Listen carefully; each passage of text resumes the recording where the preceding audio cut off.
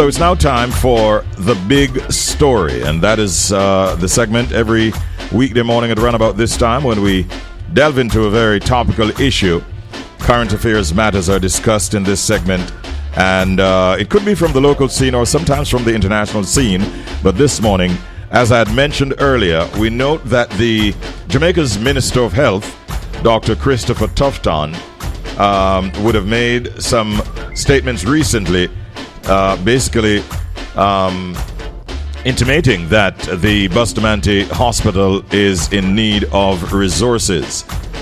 He acknowledged that there are resource constraints at the Bustamante Hospital for children, which has in fact led to postponed surgeries, including an 11-year-old girl's scoliosis operation. The Minister of Health emphasizes that the need for better equipment, maintenance, to avoid delays is very, very paramount. And so this morning we wanted to have a discussion with the opposition spokesman on health, Dr. Alfred Dawes, to get his perspective on those statements that were made by the Minister of Health. Good morning, Dr. Dawes. How are you doing today? Hey, good morning, Richie, and good morning to all the listeners. Thank you so much for joining us once again, Doc. It's been a minute. We hope that you've been doing well. Indeed, but concerned, as you may imagine, about the state of affairs. Indeed, like all of us. Were you actually aware that the need for funds was so, shall we say, dire at the Bustamante Hospital for Children, or did it just come to your notice or attention when the minister made those statements recently? It was an open secret. Everybody knew. As far back as August 26th, the hospital had gone into emergency mode in terms of the operations. So it's not just something that is just coming to light because of this cancellation. They knew, they all knew. The letters were written, the complaints were voiced at several meetings. It went all the way to the top. They knew that it would have impacted missions. So for everyone to be acting brand new as if this is information just coming to light with the cancellations is disingenuous, because they knew that they could not have completed the mission. And even the leader of the mission, Dr. Brady, is on record as saying that he tried to salvage it from as far back as 2 months ago. So you can't have an operating theater that is reaching high temperatures and the walls are sweating and have complex spine surgeries taking place. And because of that, they have cut back to emergencies only, and only 20% of the usual number of cases were being done. So this is not a surprise at all. So there's obviously a matter of resources or resource allocation. Are you then calling for more funds to be immediately transferred to Bustamante Hospital for Children so that these services can be restored? Yeah, I've said it already that this is not a money problem. The Ministry of Health's budget has gone from $60 billion a year to $140 billion a year. It is a matter of policies and priorities. You can't be building new buildings at UA and Spanish Town when you have dilapidated operating theaters, when you don't have a proper maintenance unit across the island to look at elevators, air conditioning units, ventilators, ambulances. So everything that you are seeing, all of these scandals and public outcries that are coming up, they all are different heads on the same Hydra beast, where there is a poor allocation of resources and a misplacing of priorities towards more PR and marketing than solving systemic issues.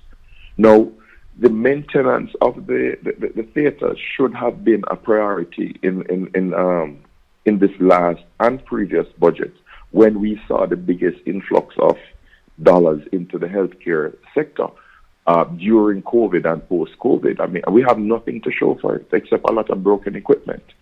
We're seeing this now playing out here.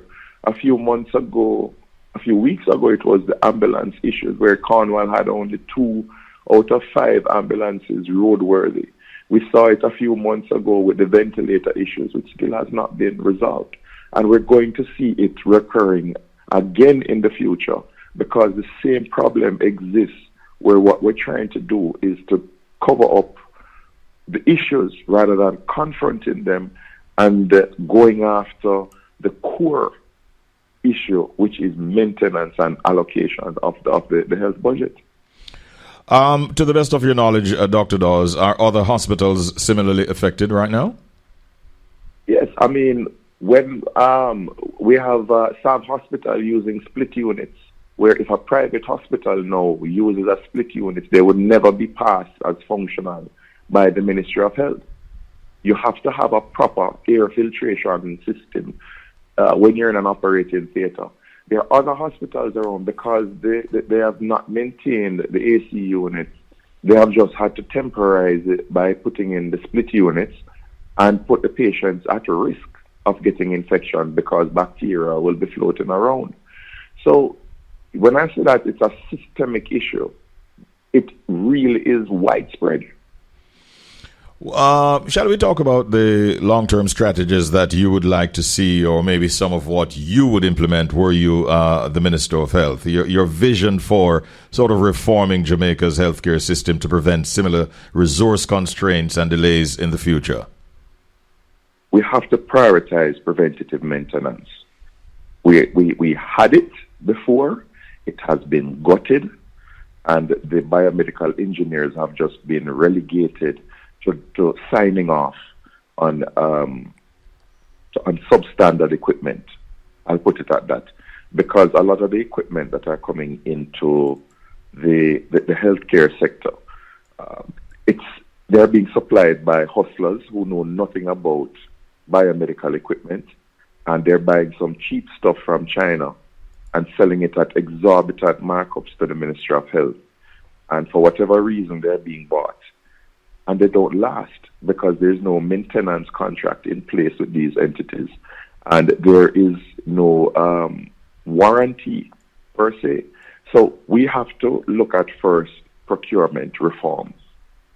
This business of having 10 different makes and models of a particular machine with no local service and maintenance personnel, that has to stop.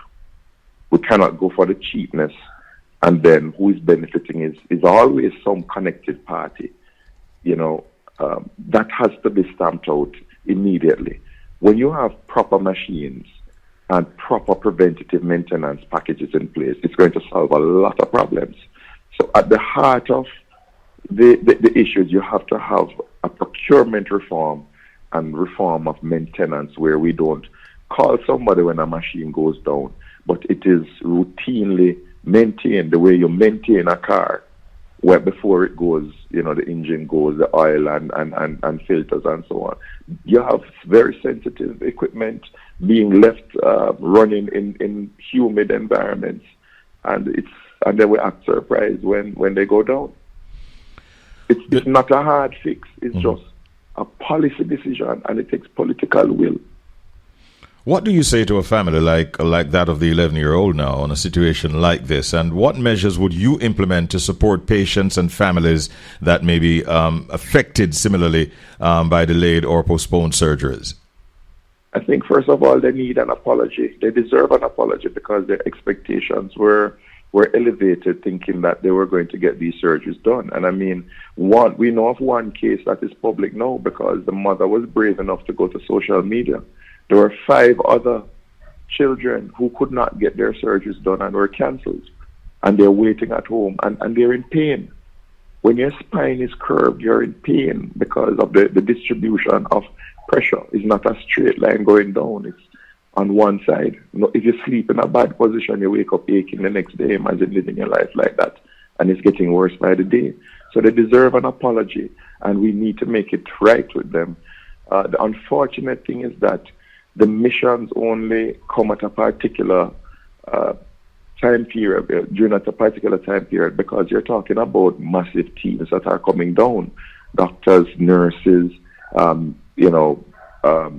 specialists in rehab and so on. Mm-hmm. So the coordination is extremely important, and they bring the implants with them. So like for this surgery, it's over $1 million worth of implants that they would have donated to the person. Now, if we're trying to do a stopgap,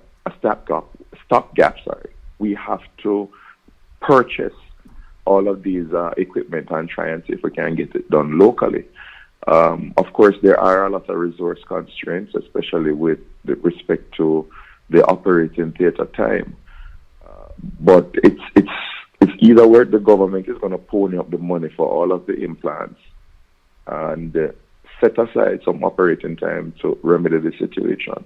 But we have to ensure that these missions, and it's not just this mission alone, there are a lot of people who come, and whether it's from a primary care perspective, where they do a lot of screening in rural communities and so on, we have to focus more on streamlining the medical missions here in Jamaica, and that has to be a priority in the next administration as well.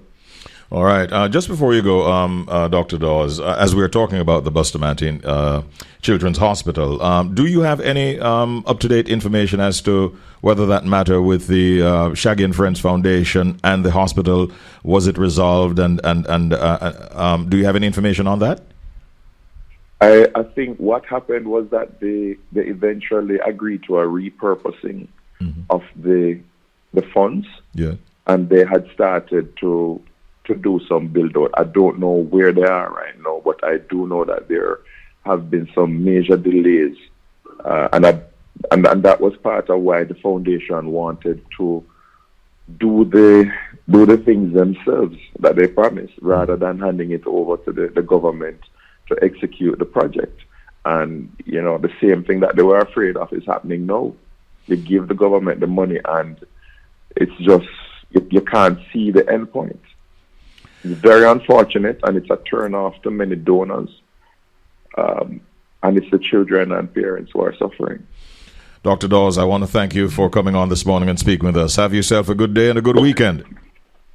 All right, thank you. All right, our pleasure. That's Dr. Alfred Dawes, ladies and gentlemen. He is the opposition spokesman on health, of course, for the People's National Party.